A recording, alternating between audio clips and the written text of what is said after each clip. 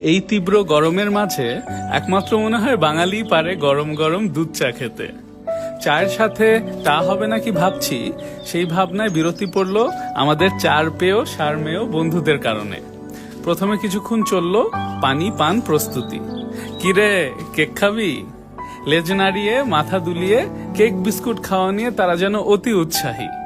এর পাশাপাশি চলল আমার আঁকা আঁকি।